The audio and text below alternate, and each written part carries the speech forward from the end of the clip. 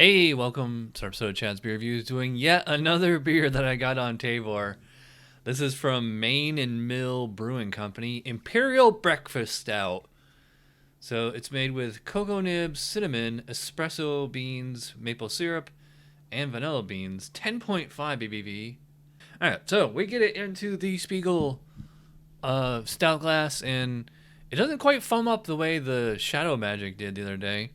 Got it, but it is like a pretty inky black in the glass there. Does not pour to much of a head. This doesn't even have it fizzled away. Like, this is pretty much all of that poured, although it's actually maintaining, I will say. So let's give it a whiff. Wow, it's definitely a breakfast stout. I mean, I smell cinnamon, chocolate. I will say for 10.5 ABV, no alcohol here at all. I don't really get like roast, dark malt on here. I mean, just all these additives are just like totally the star of the show here. Same thing with the hops. Like, I can't really pick any out. I mean, it's just maybe there's some earthy something in there. But let's see what I can taste. There's a whole lot to choose from here, I think. So let's dive in. Cheers.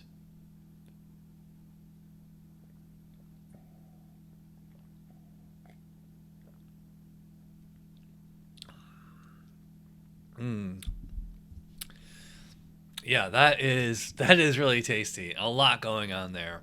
I think I got like every single flavor ingredient that they mentioned on here up front. I think it's like kind of cinnamon and chocolate or vanilla up front, and then on the back end, kind of coffee, little bit of black licorice, little roast, and then just a real clean alcohol sensation. I just realized I forgot to mention the maple syrup. It's odd because I can smell the maple syrup, pretty well. It's much more subtle in the actual palate.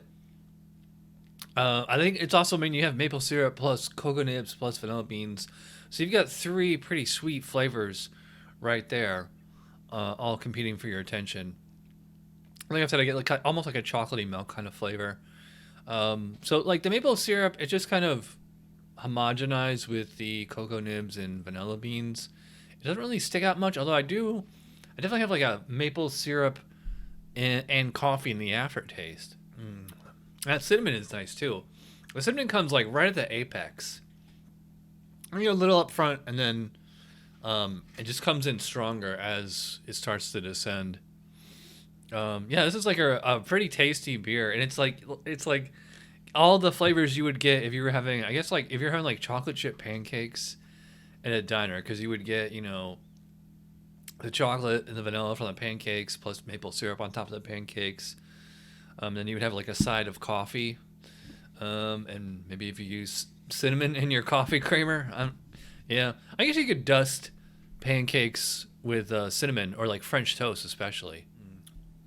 Yeah, for an Imperial stout, I mean, don't get me wrong, it is a pretty strong beer.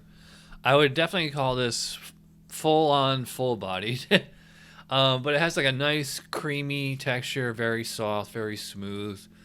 Like no alcohol whatsoever. Can't taste it. I can barely even feel it. In fact, yeah, it's I would call it sweet, but not cloying. It's not too sweet. I mean, I like sweet beers. For some people, this might be a little too sweet, but it's actually, to me, it's actually a little less sweet than some of the Goose Island variants that I've had, in the last few months, and some of the other, big Imperial stouts that I had in the last Tavour crate.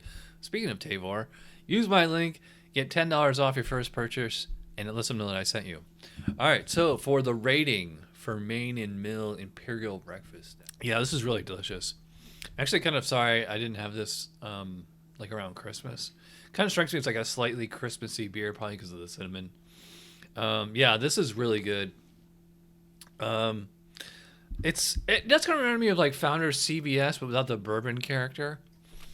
But yeah, I mean, it's right there. I'm gonna go 4.5 out of 5, like a 9 out of 10, kind of A minus on this one. The only real reason I wouldn't give it like the full 5 or 10 or whatever you. First of all, like the pour, like I was hoping like for a bigger, foamier head, but I mean that's fine. And also like some of these flavors are a little muted. Like I couldn't really. I think the espresso, oddly enough, is like the most muted. Like I could, it was the background on the nose, and it's the background in the palate as well. But it's just when you're using this many ingredients, trying to get them all to synergize, one to not upstage the other. That's a pretty difficult task, I would assume. But I'm not a pro brewer. So anyway, if you watch all the way in, you're awesome. Thanks for watching. Use my link for Tavour, and I will see you guys real soon. Cheers.